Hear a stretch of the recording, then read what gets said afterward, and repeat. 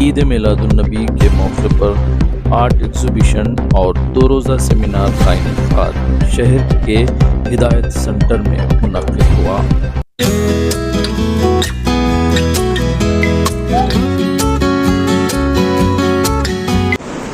اظہار خیال کے لیے اس وقت کافی مشکل پیش آتی ہے جب آخر میں کسی کو بلایا جاتا ہے۔ پہلے آنے والے ساری باتیں کر چکے ہوتے ہیں، ہمارے لیے کرنے کو کچھ بھی نہیں پڑتا۔ پھر بھی میں یہ کہنا چاہوں گا کہ اسلامی جو آرٹ ہے، اسلامی آرٹ جیسا آج کا انہوں نے ایاز الدین پٹیل صاحب نے رکھا ہے کہ آرٹ ایگزیبیشن اینڈ سیمینار، تو اسلامی آرٹ ایسا فن ہے جو جمالیات اور روحانیات یعنی ایکسیسٹی اور کیا کہیں گے اسپریچولیزم، اس کو جو ہے وہ سامنے لاتا ہے اور اس کو ابھارتا ہے۔ اب یہ بات صرف اسلامی تہذیب یا اسلامی کلچر کا ہی حصہ نہیں، بلکہ پوری دنیا پورے لطیفہ جہاں جہاں بھی آرٹ کا کلچر ہے اس کو پھیلا ہوا ہے۔ تو جہاں جہاں سے اس میں جو خطاطی ہے، اس میں جو دوسرے فنون کا انہوں نے استعمال کیا ہے، یہ ایک اپنے اندر ایک وسیع دنیا رکھتا ہے۔ اور جیسے جیومیٹریکل شکلیں ہوتی ہیں، ان جیومیٹریکل شکلوں کو آرٹسٹوں نے اپنے اپنے انداز سے پرانی آیتوں کو بندہ کیا ہے۔ یہ اصل میں عربسک جو ہوتی ہے، یہ عربسک کے پھولوں کے کلیوں کے ابھارنے کا کام بھی کرتی ہے، لیکن یہاں پر انہوں نے آیتوں کو لے کر کے پیش کیا ہے۔ جیسا کہ ابھی پربھاکر صاحب نے فرمایا کہ یہ فیلنگ کا نام ہے، یہ کوئی اگر نہ بھی سمجھیں تو آپ صرف فیلنگ کو سمجھ لیتے ہیں کہ ایک آرٹسٹ کلروں اور رنگوں اور برش سے کینوس پر آپ کو کہتے ہوئے کیا بتانا چاہتا ہے۔ تو یہاں جتنے لوگ بیٹھے ہیں، جتنے آرٹ یہاں پر بیٹھے ہیں، یہ سب آرٹسٹ ہیں۔ یہ شاعری، ادب اور اسی طریقے سے مجسمہ سازی کے علاوہ یہ آرٹ بھی جو ہوتا ہے یہ بھی ایک فن ہوتا ہے، اور اسے ہمارے پاس ادب کا یہ حصہ قرار دیا جاتا ہے۔ ಎಲ್ಲರೂ ಭಾಗವಹಿಸಿ ಅದಕ್ಕೆ ನಾನು ಈ ಒಂದು ಈ ಮೇಲಾಸನದಲ್ಲಿ ಶುಭಾಶಯ ಸಲ್ಲಿಸ್ತೀನಿ। ಯಾಕಂದ್ರೆ ಕಲ್ಯಾಣ ಕರ್ನಾಟಕ ಪ್ರದೇಶ ಬೀದರ್, ಗುಲ್ಬರ್ಗ, ರಾಯಚೂರು, ಕೊಪ್ಪಳ, ಯಾದಗಿರಿ, ಓಜಲ್ ಕಲ್ಯಾಣ ಕರ್ನಾಟಕ, ಅದರಲ್ಲಿ ಎಡಿಷನಲ್ ಆಗಿ ಸೇರಿಸಿ ಬಳ್ಳಾರಿ, ವಿಜಯನಗರ ಎಡಿಷನಲೇ ಯಾಕಂದ್ರೆ ನಾವು ಓಜಲ್ ಇದ್ದ ಓಜಲೇ ಹೇಳ್ಕೋಬೇಕು।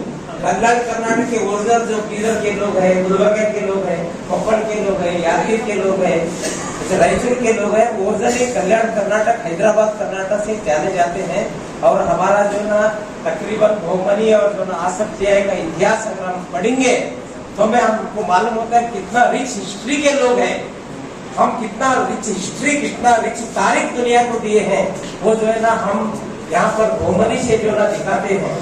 आज भोमनी का जो किला है उसमें जो मस्जिद है, उस मस्जिद को देखकर जो है ना यूरोप अमेरिका के लोग जो है ना लाइन लगाते हैं, मगर उसका प्रचार नहीं है।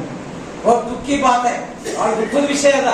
ಏನಂತಂದ್ರೆ ನಮ್ಮ ಒಂದು ಶ್ರೀಮಂತ ಇತಿಹಾಸ ಸ್ಮಾರಕಗಳು ಇವತ್ತಿನ ದಿವಸ ಕಲಬುರಗಿಯಲ್ಲಿ ಇರುವಂತ ಏನ್ ಮಸ್ಜಿದ್ ಅದ, ಈ ಮಸ್ಜಿದ್ ಏನಪ್ಪಾ ಅಂದ್ರೆ ಕೇವಲ ಮಸ್ಜಿದ್ ಅಲ್ಲ, ಈ ಮಸ್ಜಿದ್ ಏನೋ ಅದ್ಭುತವಾದಂತ ಒಂದು ಸ್ಮಾರಕ ಅದ। ಈ ಮಸ್ಜಿದ್ ಏನೋ ಜಗತ್ತಿಗೆ ಕೊಟ್ಟಂತ ದೊಡ್ಡ ಕೊಡುಗೆ ಅದ।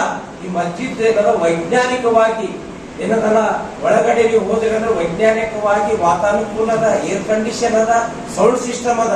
ಇವತ್ತು ನಾನು ಭಾಷಣ ಮಾಡ್ತಾ ಇದ್ದೀನಿ, ನಾನು ಮೊಹಮ್ಮದ್ ಪೈಗಂಬರ್ ಸಂದೇಶ ನಿಮ್ಮ ಮುಂದೆ ಹೇಳ್ತಾ ಇದ್ದೀನಿ ಅಂದ್ರೆ ನಮ್ಗೆ ಲೌಡ್ ಸ್ಪೀಕರ್ ಬೇಕು, ಧ್ವನಿವರ್ಧಕ ಬೇಕು। ಅಲ್ಲಿ ಧ್ವನಿವರ್ಧಕ ಬೇಕಾಗಿಲ್ಲ, 5,000 ಜನರಿಗೆ ಏನದಲ್ಲ ಪ್ರಾರ್ಥನೆ ಮಾಡೋ ಮುಖಾಂತರ ಸಂದೇಶ ಕೊಡ್ತಾರೆ ಅಲ್ಲಿ ನಮ್ಮ ಖಿಲಾದಲ್ಲಿ।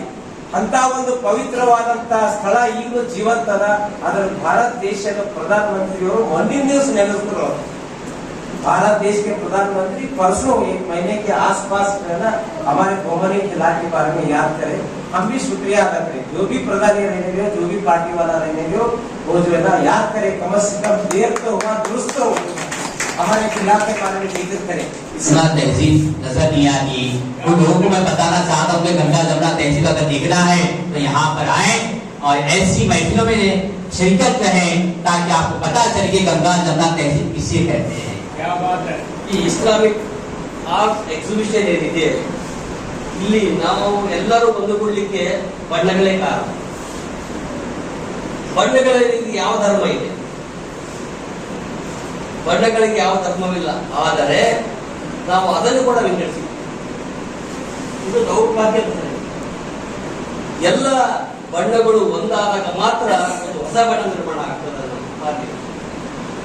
ಆ ದಿಶೆಯಲ್ಲಿ ಯಾಕಂದ್ರೆ ಇವತ್ತು ನಾವು ಎಲ್ಲರೂ ಒಗ್ಗೂಡೋದು ಕೇವಲ 2 ಕ್ಷೇತ್ರಗಳಲ್ಲಿ. ಒಂದು ಸೂಫಿ ಸಾಹಿತ್ಯ, ವಚನ ಸಾಹಿತ್ಯ ಮತ್ತು ಕಲಾ ಜಗತ್ತು. ಕಲಾವಿದರಿಗೆ ಯಾವ ಜಾತಿ ಧರ್ಮಗಳಿಲ್ಲ, ಕಲಾ ಧರ್ಮವೇ ಧರ್ಮ. हम मजहब और मिल्लत को रखते हुए हर मजहब के लोग आज जो ईद मना रहे हैं, ये दोनों आलम के शहंशाह की ईद मना रहे हैं। और ये खाली मोमिनीन की ईद नहीं है, ये इंसानियत की ईद है। इसलिए आज इंसानियत का पैगाम याद है आर्टिस्ट, हम हमारे आर्ट के थ्रू हम ये जश्न मना रहे हैं। ऐसे ही हर फील्ड के लोग अपने अपने फील्ड के थ्रू से अपना अपना जश्न मना सकते हैं। या कर्नाटक में कहीं भी इस्लामिक आर्ट एग्जीबिशन मनाया नहीं जाता, कहीं भी इस्लामिक आर्ट एग्जीबिशन नहीं मनाया जाता, ओनली गुलबर्गा है।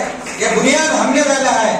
दुनिया के 40 कंट्री मैंने जब फिर के आया, पता चला आधी दुनिया इस्लामिक आर्ट की दीवानी है। मैं मोरक्को देखो, बुखारा देखो, समरकंद देखिए, आप इराक देखिए, ईरान देखिए, इतना बड़ा आर्ट का ये मंजर वहां पर देखने को मिलता, जबकि इस्लामिक आर्ट का पैदाइश हेडक्वार्टर गुलबर्गा में। आपको 750 साल पहले इस्लामिक आर्ट अगर देखना है, ये ईरानियन आके यहाँ पर उनका आर्ट बता के गए, ये तुर्किश आके अपना आर्ट यहाँ बता के गए हैं, इराकियन आके अपना आर्ट यहाँ बता के गए हैं, अफगानी आके अपना आर्ट बता के गए हैं, इवन ब्रिटिश आए, ब्रिटिश अपना आर्ट बता के गए हैं। और सबकी रोजी रोटी हिंदुस्तान से फैली हुई है।